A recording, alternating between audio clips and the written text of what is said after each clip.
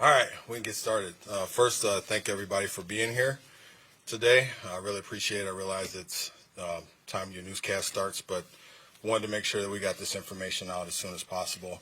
So a week ago today, Mr. May and Mr. Lark had displayed a complete lack of respect for humanity and fired off rounds into the crowded Nike store at the Mall of America. A week ago today, this is what took place. But today, at approximately 2:25 p.m., Mr. May and Mr. Lark were arrested in Chicago, Illinois. Mr. May and Mr. Lark were observed coming out of a barber shop getting haircuts.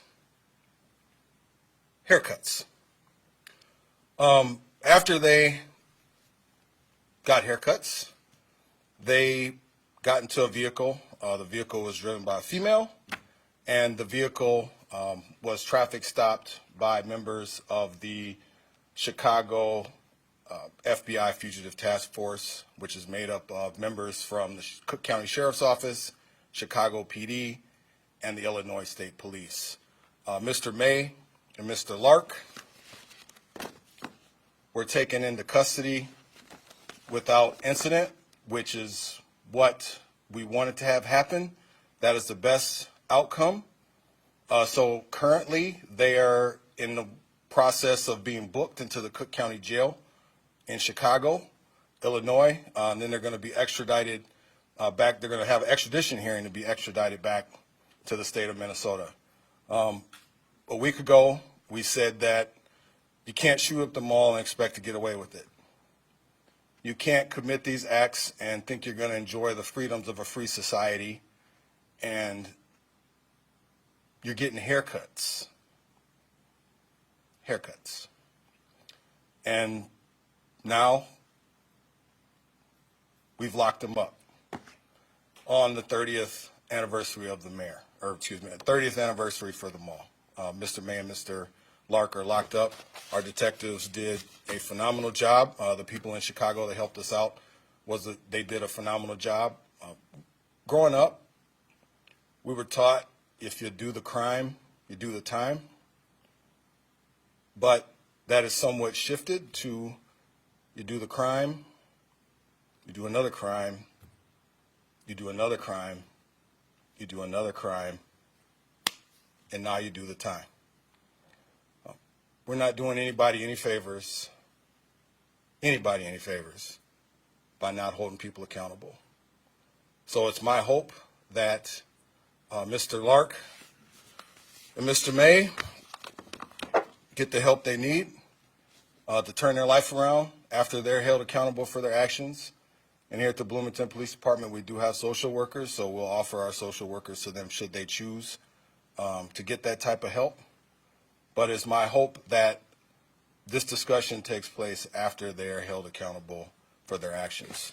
Our detectives did a phenomenal job, and I know this traumatized a lot of people, but today is the best outcome that we could expect. Everybody's safe. Everybody gets to go home to their families tonight who was involved in apprehending Mr. Lark and Mr. May, with the exception of them, because we locked them up for their behaviors.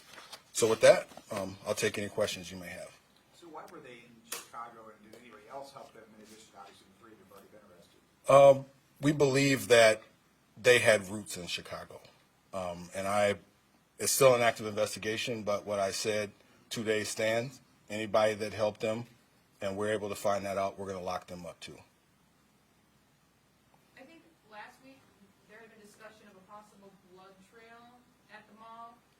Was there any sense of whether or not they were injured or somebody else was injured? No, so, and I thought we covered this. So there was a blood trail at the mall, and it turned out that someone who was fleeing the mall after the actions of Mr. Lark and Mr. May had fell and broke their nose. It was a young lady that had that happen to her.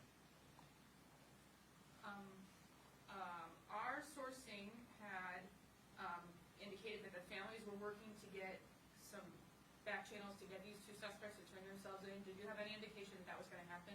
No. And at any time, they could have turned themselves in. So it's been 7 days. You're getting haircuts. 7 days. Sorry, I digress a little bit. Any other questions? Do you think this sends a message to anybody in the future who would attempt to have this kind of violence at the Mall of America? We're not doing this to send a message. This is, again, Bloomington, our model is respect. Because we respect our community, we're going to protect our community. And if you commit these acts in Bloomington, you can expect that our officers and our detectives are going to lock you up. And it's not this hard approach that we're taking. It's just what you can expect to get out of the Bloomington Police Department, and we're going to treat you with respect and dignity while we do that. Do you know how long you think before they get back to Minnesota? You might have mentioned that. But Yeah, I don't know. So basically, the way this process works is they have a right to have an extradition hearing. So basically, they get to make the determination if they want to fight coming back to Minnesota. They have a legal right to do that. Do you know when the extradition hearing would be? No, not yet. We just arrested them, or they were just arrested at 2:15. Can you talk about the charges that they face? Yes, second-degree assault and aid and abet, reckless discharge of a firearm, and I think there's a couple more on there that that should be listed in the criminal complaint. do you know if they were armed at the time when they were arrested? There was a weapon found in the vehicle. We're not sure if that gun was the one used at the mall yet. Do you know what the connection was to the person who was driving them? Not yet.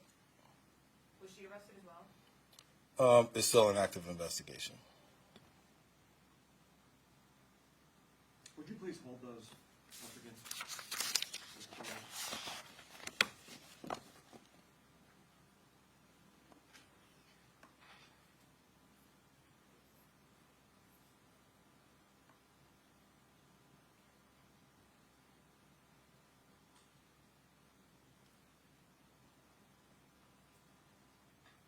I was going to ask you, any more clarity on how that fight started? I know we talked about that last Yeah. couple of weeks ago. Not yet. Not yet. So now that we have them in custody, hopefully we can start figuring out the rest of that stuff. And I know Commissioner Harrington's here, and I just want to thank the state for the assistance that, the BCA provided us, and State Patrol set on the perimeter for us while we were searching the Best Western. So in Minnesota, we do a very good job in law enforcement in terms of our partnership, and that's really unique to the state of Minnesota. So again, we're happy to have the commissioner here today. Did you say it was the FBI who conducted the practice? It was the Chicago FBI Task Force. So basically, that's made up of members of Chicago Police Department, the Cook County Sheriff's Office, and the Illinois State Police Department. How did they know that it was them? Through investigative measures. Any other questions? All right, sorry to have you all at Bloomington during newscast time. So, thank you. Mm-hmm.